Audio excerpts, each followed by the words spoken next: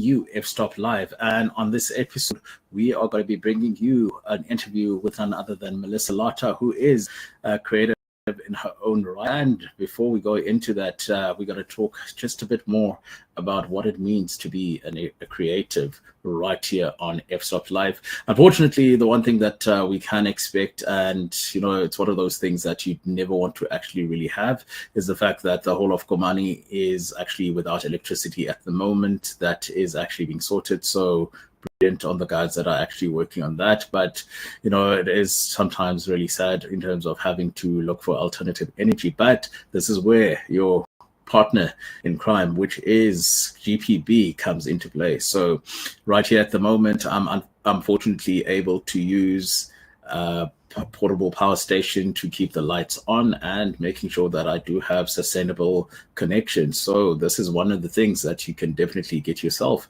which is a portable power station. You just go to www.godok.co.za.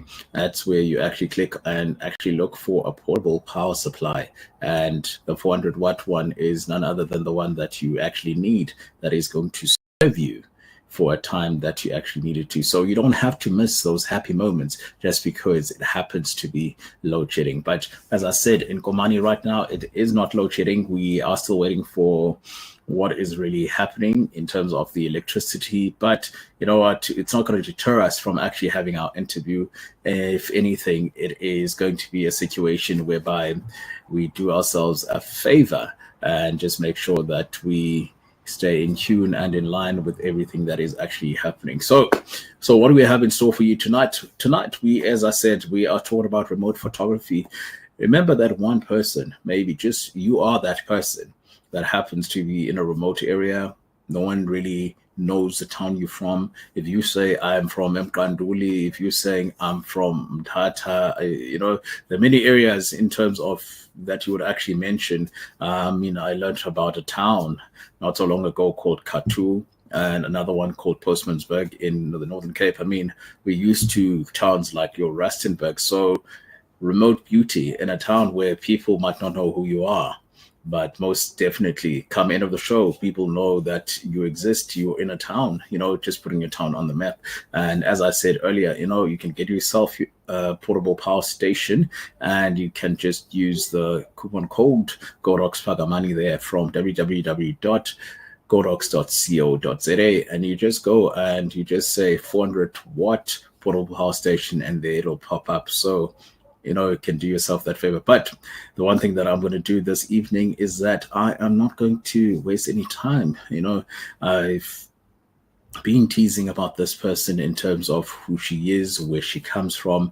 But, you can only know so much about a person from another person's perspective. But the real perspective that we need to have is the perspective from the person themselves. So what I'm going to do without further ado is that I am going to bring up onto my screen none other than Melissa Larter. But prior to that, also, ladies and gentlemen who are watching, we do have our chat that is actually open. So with the chat that is open, you are more than welcome to pop in a question, pop in anything, comment of saying, what, it's a really wonderful thing, that sort of thing, that to have you. So yes, we do have also our brand ambassador and Carl Daniel saying, hello guys, he is here and he's watching. So as I said, Carl is here, he's in the house, he's there. And now it's time to bring on none other than Melissa herself. All right, ladies and gentlemen, help me welcome Melissa. Hi. Hi, Melissa. How are you this evening? I'm well, and you? Hey, I could say that I'm well, but I'm slightly freezing. I can see you having a bit of coffee over there. And a person who's like me, as I was telling the viewers, that, Komani in the Eastern Cape is unfortunately at the moment without electricity. And therefore, there's a bit of a chill. So you'll find that there's a bit of a tingle. And I see on your side, you sitting in Molteno and having a bit of coffee just to, warm up the evening. So how are you? It's freezing, yeah. Is it? Well, I can see some of the steam on the coffee. It's one of those things that says it, But yeah, as I said, you're a guest for the week. We're talking about the fact that, we have creatives, but most people hear about them from time to time. We talked about the fact that people are found in the most remote of areas, yet, the talent is beyond this world. It's something that is there to marvel. And some of the work that we've seen that you've done is exactly that. So, without any further ado, I'm going to delve into it and just ask, who is Melissa? Well, I was born in Maltino in the hospital here. All right. When I was 16, we moved to PE, where I finished high school, and I came back because I love small towns. I just love living here, Okay. and I joined a band. I've been with them for 21 years now, Okay. and so I'm a guitarist and a singer. That is my main occupation, as well as Okay. a producer. I have a little recording studio as well. Okay. And so the photography is fairly new, about 3 years. I think I've been a photographer. All right. Yeah.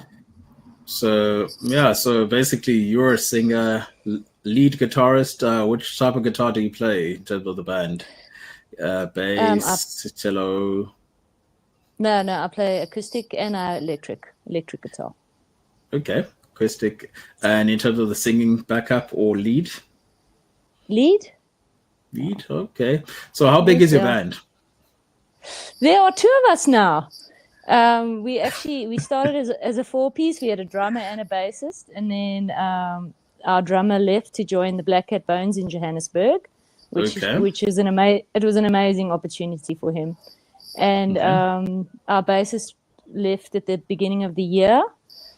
But I'm playing percussion with my feet, and with the electronic music these days, we've got the piano going through a Mac computer, and so it has all these layers and stuff. So the sound is still decently big, I think. Nice one. Yeah, And then in the midst of all of that, you're like, okay, here's photography. So well, as you know, being a creative, I think my parents were quite scared when I said I was going to be an artist of some sort, because it's not easy. So you kind of have to dip your toes into other forms of art to make a living. all right. No, it is definitely like that. I think at the moment, if I stand corrected, the National Arts Festival is also on the go. Is it a place where one, your group has ever had the vision of saying, we need to perform there? That's one. And then two, in terms of you being an artist, saying, you know what, some of my work needs to be on exhibition at the festival. Definitely, but being an artist, we're not very good at the management part of things. So we probably need a manager or something. All right. And then definitely we would love to. And then on the side where your work would be on display at, let's say, the festival itself? That would be amazing. Okay. What would you say are challenges regarding... Okay. It's hard? It's difficult. It's difficult because most of my work is taking photos of people. And so having random pictures of people in an exhibition, unless it's like artistic, I've got a couple of artistic-ish kind, but not enough for an exhibition, I wouldn't say just yet. Okay, so there's something that a lot of people often do, and that is they feel a sense that the time is coming, but the time's not yet, but the time is coming. So are you also in that zone where you feel the time is coming, but just not yet?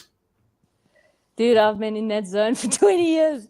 But yeah, I know exactly what you say. Okay.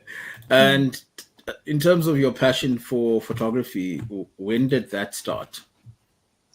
Well, I had a baby in lockdown, during COVID, and so when she was born, I was like, I have to document this child's life properly, not cell phone cameras. And my sister's actually like an amateur photographer. She All takes right. photos. And so I thought, no, I'm going to learn this. So I did a Udemy course and I completely fell in love with it. And I found that I had quite a knack of taking photos. So yeah, it's kind of just blossomed from there. So my child has always been my inspiration. She continues to be my inspiration today. Okay, so yeah, I think you and I have actually similar stories because I got into photography. Two things. I got into photography because as a person who coaches school kids in the art of debating and public speaking, I needed an outlet in terms of being able to promote the art, in terms of this is what we do. So whenever we have events and so forth, and I was like, okay, here's something. And started off with a cell phone and then being fortunate enough to upgrade to where I am today. And, what they say, the rest is history. And with I that think, said, it's really challenging. And at which point did Melissa decide, okay, apart from this, I could actually make a living from photography? well, when I'd been doing it for 10 months or so, there's a Okay. local, I don't know if you know the Dorper Wind Farm here in Maltino. Yes. Yes, they asked me to take photos at an event that they were doing. So I said to Okay. them, well, I'm an amateur. I don't know. I don't quite know what I'm doing, but I'll do it for you. And I did Okay. it, and it was great. And they're probably my biggest clients at the moment. Nobody ever sees the work I do for them, but they are my bread and butter, to be honest. Yeah.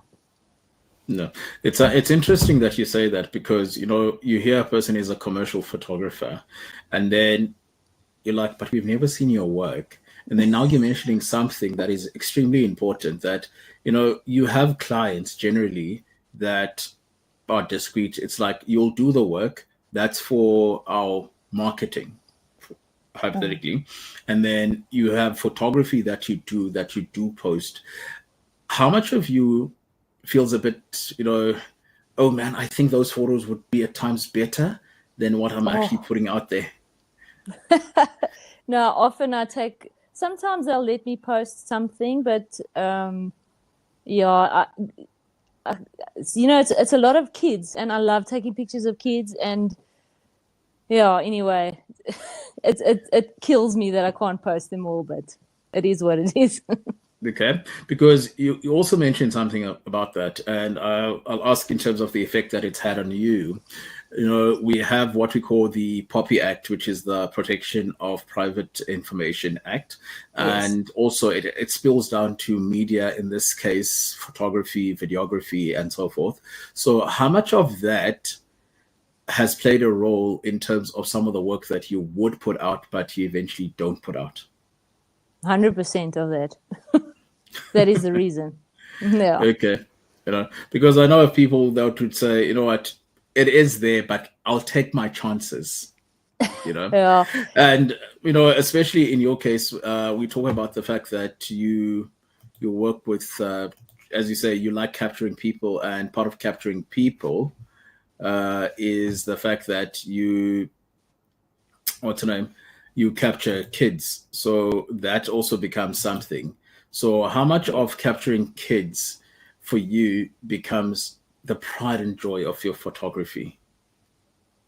What? Repeat the question, sorry. How much of, like, you capturing kids and you do other work as well, but how much of that becomes your pride and joy and you're like, that's what I like more than doing everything else? Yeah, I must say that kids are my favorite, but they're Okay. also the hardest.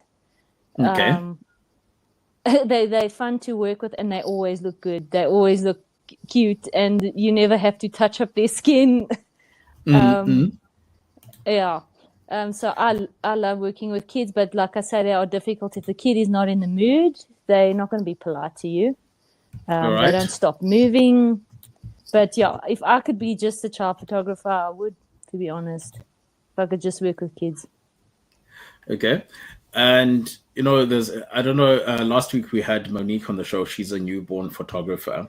How much of you would actually, have you ever tried newborn photography? Let's start there. Okay, the youngest baby I ever took photos of was a 3-week-old. Okay. and it was terrifying. To be All honest, right. I almost took the mother's breast milk and poured it on myself because that kid could smell that I was not her mother, so I couldn't handle the baby.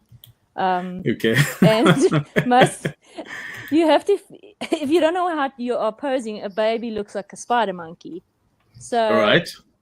I managed in the end, but it took about an hour and a half to get quite a few decent photos. But it's not easy. I take my hat off to that lady from last week. Really, it's Okay. difficult. It's not easy. So, no, definitely. I looked at some of the pictures that Monique had actually taken, and I said to myself, it looks like one could actually easily break the baby by the looks of things because. Yeah. And then she said to me, no, no, no, no, no. Trust me, that position is also a natural position because that's how a baby looks like the time that they're inside their mother's womb. So I was like, oh, Mm. okay, so this is as natural as it comes. She's like, yeah, yeah, nothing really that you have to worry about. And I said, are you sure? She's like, yes, I'm quite positive, that is as natural as it comes. So hence I Mm. say, for me, it does sound very challenging in terms of Mm. something that I would try because you're it's a precious child. It's a human being. It's not just It is. And it's mhm. unfortunately, I only picked up a camera when my child was about 5 months old, so I never got to practice on her at that age. Okay. Okay. So yeah, like as she mentioned, she said, that it's a time frame. Like when the child is born, um, it's one of those things where unfortunately you play around with it, you see what needs to happen and how things happen, and I was like, oh, I'm still scared, that. And then when she mentioned the issue that you also need to be skilled in first aid, which was something that is Yes. really important because we can't say it's not important because at the end of the day, when that child something happens, you need to be there. But be that with that said, I am going to bring up a picture that you have taken, and I'd like you to take us through this particular picture. And okay, I just need to just wait for it on my screen. Just to at times it becomes a bit crazy in terms of okay, there we go. So I'm gonna bring this up. Oh, that's my nephew. Okay, because I looked at this and then we are having this conversation, and I'm putting it up in terms of full screen there, and you can see the pride and joy in terms of the enjoyment that she's having just being in front of the camera. So yeah, Yes. take us through this day and at that moment when this picture was actually being shot. Okay, so this is my nephew Harry, and my brother and his wife were visiting me for the weekend, and I said to them, take advantage of me and let's do a little photo shoot, family shoot. And Right. he's quite a shy little bugger. He doesn't want me to touch him. So I I made his parents stand behind me and jump around and make him laugh. And I think we were blowing bubbles at one stage. It was a lot of fun. Mhm. Okay, Yeah. so lighting wise, what Oh, was yes, used in lots. the? Yeah, So you'll see on his right, on your right. Sorry, yeah. right. I actually have a room which is a sunroom. It's got just two of the walls are just glass. So Mm, I often use that as my second light. all And right. then on the left, I use the Godox MS200 in a 120 centimeter Mm, octabox with, yeah, I think it's got double diffusing. Yeah. I okay. just use one light. Yeah. So no, so it's a double And diffuse. Mm, the backdrop I actually hand painted, okay. which was quite challenging. It took so many layers because I was just never happy with it. Eventually, I just washed it with water, and yeah, it, I do have a tip around that. All right. If you mix 15% of your paint with Stay Soft, All right. then this paint it's soft. You can roll it up, it never cracks or anything like that, which I found very helpful. Nice one. So tell me, in terms of backgrounds, is it a situation where you use a bit of AI? Is it a situation where you prefer having the actual background in studio? Yeah, look, as a full-time musician and a full-time mom, I don't have time to mess around too much with editing. So I don't Photoshop or do AI. I will just Okay. adjust, so like the backdrop there, you saw it's actually gray. So I gave it like a little brown. So I can change the color of the backdrops just in Lightroom. But other than that, I don't do much. Yeah. Okay. Nice one. Nice Just, one. And yeah. Harry was like, I'm super proud of my aunt. So proud. Okay. Nice one. Nice one. Nice one. We speak about pictures, we speak about children, we speak about, something that is really beautiful. The next picture from you that I'm going to bring up, it's one that celebrates culture. It's one that especially in the Eastern Cape, it's an extremely sort of sensitive sort of picture to have. And as much as it's a celebration on one end, but on the other hand, it's a situation where, people hold their breath. And, when someone actually gets to that specific space, it becomes like the real thing, the emotion, the people's like they'll love you forever because of what it actually really celebrates. So I'm gonna bring Yes. and let's see, in terms of what we can talk about in terms of this Yes. particular one. Yeah, this is probably one of my favorite photos I've ever taken. This is a kid that my husband is a high school teacher. All Yeah, right. and he took this kid under his wing, and I got an opportunity. There's a local artist that was entering a portrait competition, and he needed Right. me to take a photo, and he wanted to do this as a cultural celebration, And so he asked me to take this photograph for him to work with, and it ended up being one of my favorite photos. And yeah, the lighting is also just one light on the side. I think it's gridded as well. Okay. So Yes. also this is with the 120 or No, I only use the 120.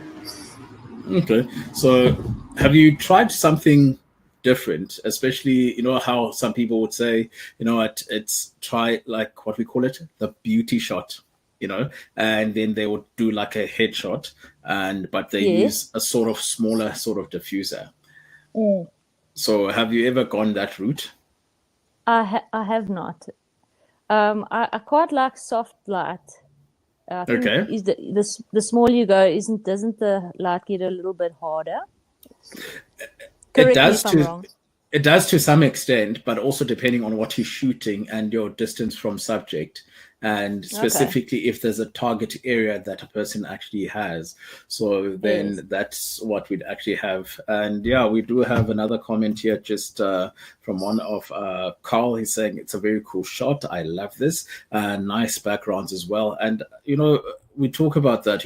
We looked at the first picture, which had the nice almost brownish sort of background, and then with this one again you've gone the contrast route. So what Yes. influences your choice of backgrounds when actually working with certain subjects? This one, funny enough, this is a wall in my house that I painted, and I bought the wrong paint, and then it worked out quite well for my photography because it was like quite rough. But Okay. yeah, I don't know how to answer that. I try to go softer with like kids and stuff. I would never put a kid against this background. I don't think it's a bit All rough, right. Or I'd pull them forward so that the background is more soft or blurred, Okay. But yeah, this was supposed to be a very dramatic shot, so I didn't blur the background at all. I kept it as rough as I could. All right, all right. Yeah. Because we are going to go the drama route, because the next picture we're going to talk about has a bit of drama that I happen to like very much, and it's also going to actually speak to another thing, that, we're looking at. So let me just take this one off in terms of the conversation, and then I'll bring up the one that I was talking about just now and saying, we talk about drama, we talk about emotions, we talk about family, we talk about love. So here's one that I happen to Oh, say: crazy moments, love it, and take us through the inspiration you, behind this one. it really, really helps if you spend time with the people that you're photographing. So I'm lucky enough. Most of the people I photograph, because it's a small town, I know them quite well. All right, These two are friends of mine from Joburg that came to visit, all and right. they are hilarious. They are always they're always bickering, but in the funniest way. She calls him Quis. I won't even tell you why, and he calls her jackass. And so Oopsie, language. I said to them, and she tricked him into coming. She says, "We're going to Melissa's house for coffee." And so they pitch there, and I've got this backdrop and this light. And he's like, "What's going on?" And I said, "Stand here, Naveen. I'm taking some pictures." So he wasn't really in the mood, but he obliged, and I just knew I had to go the funny route, because that was just the relationship and the dynamic of of them as a couple. you know because the one thing that I'm picking up in terms of the pictures we've seen so far is that you're a person who enjoys capturing emotion, but above all Yes. that, you like capturing moments. What would you Mm, say is the inspiration behind what, some people just want to go extremely random and you can't really explain, but when I look at your yes, pictures, is that you do focus on emotion quite a bit, I and do. take us through that process, in terms of what emotion means to you. Um, I don't know if you ever watched a guy on YouTube, the Photographic R. I think his channel is called. All He right. talks a lot about how important the dynamic between you as a photographer and the person is. So while I'm taking pictures, I'm asking them about their families, I'm asking them about their children. Mm, Like a lot of the time, I'm actually teasing them and trying to make them be awkward, because I want to all get right. those authentic moments from them, if that makes sense. Okay. Um, which is hard for me when it's someone I don't know, because I'm actually quite a shy person, but I've had to really work on myself in that aspect because of my photography, and I think it's going all right. All right. Okay, I just see on my end that the electricity has just come back on. Somewhat in the dark. It's crazy, but I'm still visible. Thanks to Gorod's lighting, I'm still visible, and that sort of thing where if I actually bring myself up, I'm still here. The light's gone, but as I Oh, said, the power of actually using Gorod's equipment is just on another level, because literally I'm letting on this one mono light from Godox, and it is still making sure that I'm as visible as possible. All other lighting is gone, but yet here I oh. am. But sorry about that. But back to your picture. As I said, this. I look at it. These are two people in love. These are two people Mm, that you can tell that they love having fun, and mm. just the craziness on their faces just paints that whole nice picture that says, you know what, you know, I'll pose for you. I'll pose with you. I'll be there. And it brings me it brings me to my next question in terms of how many male uh, subjects really would you say come through and say, you know what, I'm here for a photo session? And Oh, if not, how many in terms of couples would you actually say it was the male's idea to come for the shoot rather than the female? I would say zero. I've got a few friends. I've got a couple of friends that have had photo shoots taken, um, just one or two, and then there was one that I roped in and made him pose for me, because it's hard to explain. I think I sent you the photo of him, the guy with drinking the coffee. Right. No, we are gonna we are gonna look at that one. It's coming up next. Yes. Yeah, with him, I roped him in because he's quite. Sorry. I just need to go off screen quickly, but you can still continue. Okay, so yeah, he's often has problems with his self-esteem, and I just wanted to show him that he could look really beautiful. And so I forced him to come and take the photo shoots. And I'm so glad he did because he felt so good about himself afterwards. Hell, you're gonna leave me hanging here. Yeah. So I would say most of my subjects are women. Okay. Oh, thank God you are back. That was very awkward. It's a crazy part. Electricity actually coming back or whatever is happening, So yeah, down.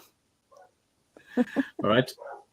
So most of your subjects are female and not so much male. And I would say that that's a certain dynamic that I've actually also picked up as well, is that males are generally, I don't know, are we shy? Yes. Or is it a case of, I'll support you as my woman. You can stand me in front of the camera and all is well. Yeah. Also, I've got one of my best friends. He is gay and he loves having his photo taken. So I love taking photos of him because I need to practice on males, but I'd never get any male clients. So I get so happy when he decides he wants to have his photo taken. Oh, yeah, definitely. I mean, it's one of those things where for me, photos are memories. Photos are moments. I had a conversation earlier with someone that I'm going to be having on the show next week. And the question that he asked was, what happens to your portfolio when you are no more?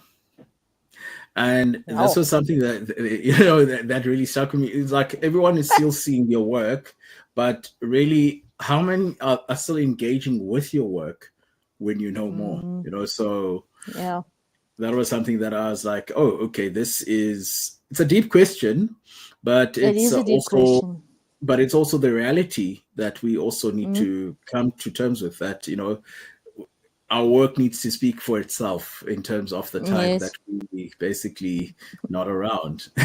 Yeah. So yeah, so it's one of those things where definitely that engagement is key. So let me just look for the photo that I think we were just speaking about just now. And it's a crazy old one. What I love about it is just what the gentleman seems to have in his hand. And I was like, oh, okay, let's just bring it up. There we go. This is the picture. Yes. This chap, I lived with him. He was my housemate for many, many years. He's like a brother to me. And like I said earlier, I wanted him to come in and I wanted him to feel. I said to him, I can make you look beautiful, and he didn't believe me. And so I took these photos and I made him drink a cup of coffee because he is an absolute coffeeholic. He loves coffee so much, and I love to put pieces of people's personality in their portraits. All right. Yeah. Because so that's what it was. it is something wonderful. And as I look at it, he has the coffee and he's just minding his own business, and it's something that's extremely authentic. It's something that is there. Again, with this one, is it still with the 120 octobox? Yes, and I think this one was gridded. And you'll notice the floor. I don't know if you see the floor. This is in my the room that I was talking about. It's my sunroom. Mm-hmm. And it is so rustic and beautiful. I love having that floor in my photos. All right. No, that it's something that I'm looking at, and I'm like, oh, okay. I love the fact that again, it's gone a bit sepia, it's got a bit black and white. We have also Yes. on Facebook, YouTube rather, that's saying, you know what, another cool shot, and someone really loving and engaging with your work, and I love that as well because the one thing that we speak about generally is how people also fall in love with your work because they look at how you add emotion, how you add Yes. contrast, how you work with shadows, how you work with highlights. How technical are you when it comes to your work? Oh, you know what? I have to be honest. A lot of the time, I feel like it's luck, but because I'm not a very technical person in that aspect, I just take, I'll set up the light and then take pictures until it looks cool, and then yeah, I go by what I see. Okay, so as basically is Yeah, that inverted commas trial and error, yeah, type of situation. All right. So yes, yeah. if you had to choose dust between your color, sepia, black and white, which one would you say is the one style that defines Melissa, if any Black of and the three? white, The definitely. black. Black and Okay. white. Uh, I love, because like I say, I like to get a lot of emotion in my photos, and I mm, do find black and white almost enhances that emotion, makes you look at the subject instead of, oh, that's pretty colors. You know what I mean? So yeah, a true. lot of my work is black and white. A lot of it. Mm, mm, mm. No, definitely. It's something that I actually also picked up. And I said, you know what? When we talk about someone's work, we talk about a situation where, as a person, you feel a sense that when I actually have such a picture that is out there, then it kind of really puts things into perspective. And how much of you actually prints your pictures? You know what? I give my mother a photo of my child every year for her birthday printed, and then every time I print a picture, I'm like, why don't I do this more often? Because screens just do not do your work justice. That feeling of that physical painting in a frame, I can't explain it. I need to do it more often. I need to print more stuff. All right. So basically, also similar to me, where I feel a sense that it's not a picture up until it's printed. Yeah, it's not art until it's printed out. Yeah, Yeah. All right. All right. yeah. So tell me something. We just spoke about that. In terms of social media, would you say you are a person who is more out there on social media, or how would you say you market yourself and your business more? I try on social media, but I'm old now, bro. I'm falling behind on the times. All right. So basically, Yeah. again, like as you said, the one thing that you said that I feel quite a number of people, especially youngsters, would not really connect with, where you say, the people I work with, the people I photographs, these are people I know. That's why I'm also able, as Melissa, to get the best that I can, because I speak a language that they seem to understand, and they speak a Yes. language that I understand. So you've done. And Mhm. yet, sorry, okay, I'll just add something to that. Obviously, the people you know well are great, but sometimes you can feel a bit self-conscious with people that you know really well. Right. So yeah, I have been taking more and more, as my name has been getting out in the local towns and stuff. I have been taking more and more pictures of people that I don't know, and I have found that sometimes I connect with them better because I'm just like, I'm not going to see these people ever again. I don't care. Let me just make an ass of myself to make them Mm. laugh, and then yeah. So yeah, I don't know. No, it's something that is very well documented and something that is really precious because, I mean, at the end of the day, the one thing that we definitely look into as people is, someone would say, I sell the experience in terms, I don't so much sell the picture, but I sell the experience. How much of you also feels more that way than I'm selling a picture rather than the experience of actually having a picture taken? That when, as you say, you print it, so do Yes. you print it, or do you print most of your client work for them, or is it a case where, if they want it, then you do, but Yeah, they flow? I would say I because it's not my full-time job. I haven't delved into those extra things of making income. So I will always say to them, look, you can have these high-res copies to get printed. Otherwise, I have got a contact that you can print through me. Right. And so, some of them do, but not all of them do. Okay. I often think that a lot of them don't even get the stuff printed. I don't think. Yeah. No, it is something like that, and yeah, it's a case of making sure that you one prints everything. Well, I make sure that I print quite a lot in terms of what I get up to.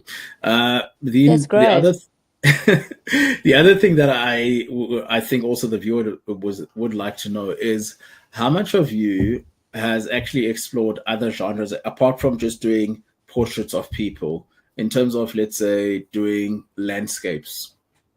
I think I think like that girl said last week, when all photographers start, they try a little bit of everything.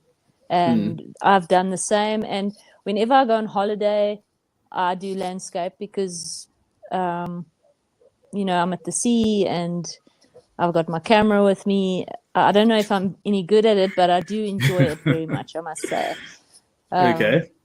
Okay. Yeah. So yeah, as we say, we all cater to different needs and something like that. So I am going to bring up another photo in terms of some of the stuff that you've taken, and let's bring it up to for me, it's always a case of getting used to using the program because I often get Oh, lost in it. All right.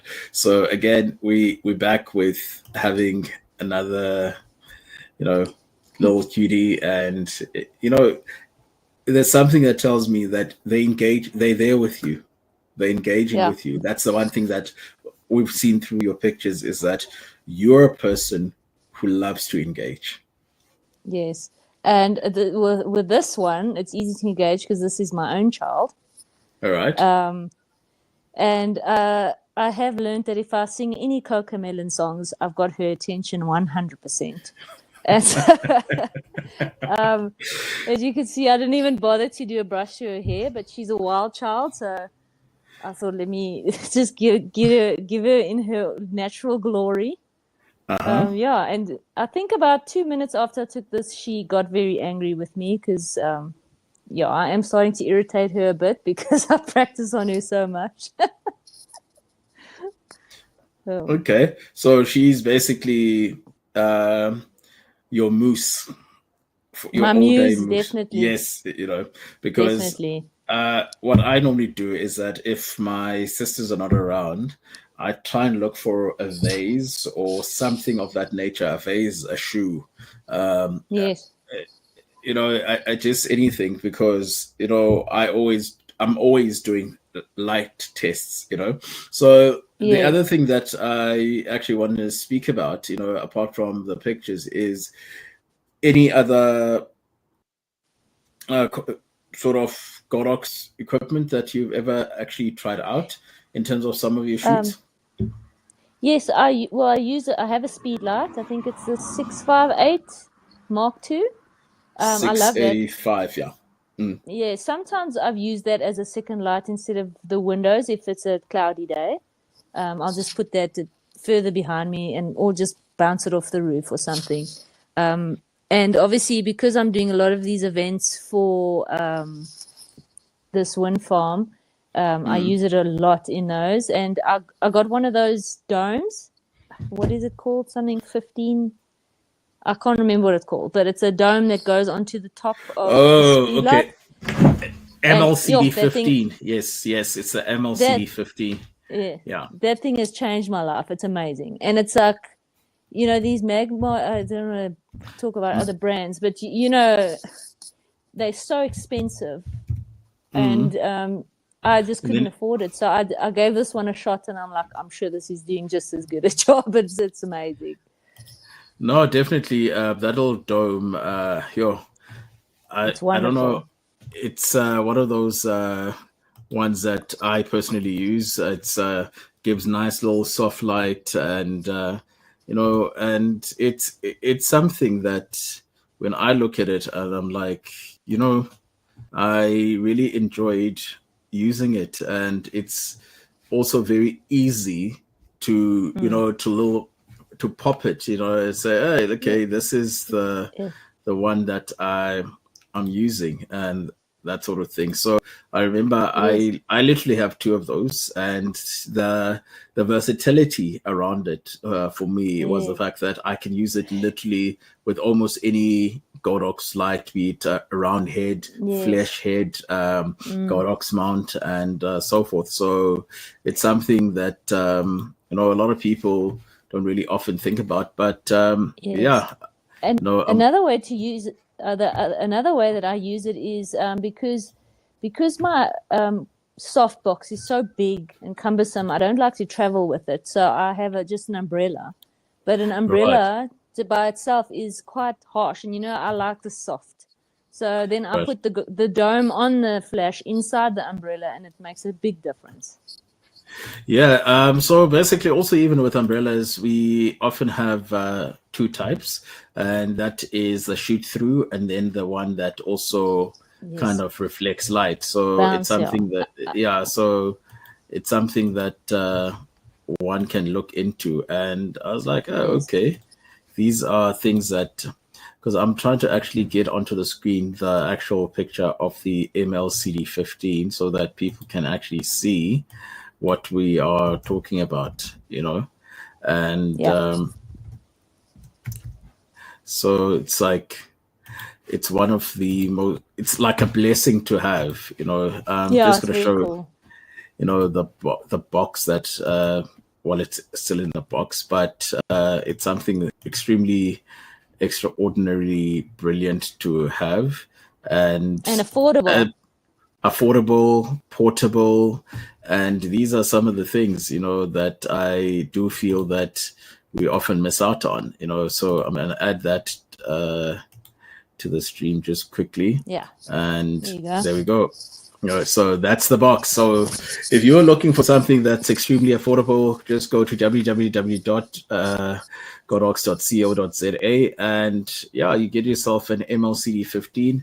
It has three heads, Godox mount. It also has a flash head mount and also the round head. So if you have a V1, 8100, 8300, 8400, so it literally works on almost most of Godox's flashes. So yeah, this is something that definitely that people can look into, and it's quite a great investment that we can actually have. As you said, it's portable, it's nice and foldable, but most importantly, affordable. And how Yes. much does affordability actually play a role in your space? It's like that budget. Hey, that budget. Yeah, I'm an Yeah. artist. That's all I have to say. Yeah, that budget is quite tight, bro. you know because there's something that I'm also in terms of us trying to wrap up, that I'm also going to bring up, but I'm just going to bring it up a bit later. It's a nice video light that also Godox has made sure that in terms of people and what they're looking at, they can always have the nicest light that's going to be soft enough. And also this particular one also works with the MLCD15. So you know as we said, it's something that a lot of people don't really think about up until it comes to having to have something. And also affordability wise, you look at it and say, if I buy it today, the longevity of how much I can actually use it for. So this is literally the Godox product of the week as well, so that we actually looking at. And right here, this is the ML60 by ML62 bi-color LED monolight. It's really nice and bright, and it's something that it's portable. It can actually have batteries with it, so there's quite a lot that one can do. So these are some of the things that definitely I feel that a person can invest in. And as we have a little reflector that is actually showing there. So yeah, if you're a person looking for video light, this is definitely something that I would say a person can invest in. It also fits into, quite a lot of other modifiers that, that have the Godox, what's the name, mount. So yeah, that's something to definitely look into, But have you ever thought about doing video? In terms of just saying, we're gonna have a band session. If not a band session, I'm gonna have like a photography, mini masterclass. No, well, look here. Look, I do. I work for a church, and so I do their videos every week. Okay. We record on a few cameras, and I put everything together, put the sound from the desk on. And for Dorpa, I do videos of the events as well. So I'm continuously switching from camera to video, but it's very simple videos. It's nothing cinematic. Okay. But, yeah. Okay. No, it's something that's cool, because that's something I believe that you have in common with Carl, because Carl does exactly the same thing, where he's also like right now, that's where Carl is. If you're looking for Carl, he's there at the church, and Carl is busy with organizing the video. And as if he's not doing that, he's also planning Getting to Grips, and that's a show that airs every Tuesday at 7 p.m. So, there's quite a lot, But tell me something in terms of the journey that you've walked with some of your gear, with your Godox lighting. What would you say are the biggest takeaways with using the lighting that you use from Godox? I love that they all work together, like the trigger will trigger everything. And I love that they're affordable, because when can I mention other brands? Yes. Okay, let's just say, the first camera that I ever bought, it couldn't be used with Godox at the time, because they removed the middle pin. And that grinded me so much, because it's like, this is a beginner's camera and you making them buy this authentic branded flash. I had to buy a second-hand flash, which gave up after a year. But it was so expensive, and like I could get new Godox gear for the same price as second-hand gear in that brand. So yeah, the price is a big thing for me as well. Yeah, and it's reliable. It's reliable. Definitely. As I said, I've had my lighting, my first 8200 I bought back in 2019. My TD350 that I bought back in 2017 still works, still does like quite a lot. So, we talk about timeless reliability when we're talking about Godox products as well, But, the one thing that is always the enemy of progress has to be time. And I'm also looking at the time in terms of, having about 2 minutes before, it's the end of this particular show. But do tell us how, if people are looking to get in touch with having a photo shoot with Melissa or joining the band, how do they get in touch with you? Well, I think the easiest would be to find me on Facebook, Melissa Larter Photography. All right. Yeah, and just send me a DM. Slide into my DMs. Any TikTok?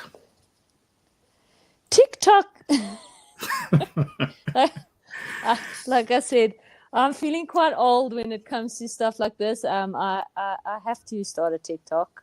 All right. One day. Because we want to see the band. Apart from the band, we also want to see pictures of the band. The band has a TikTok and the band has a Facebook. Yeah. It's the TikTok.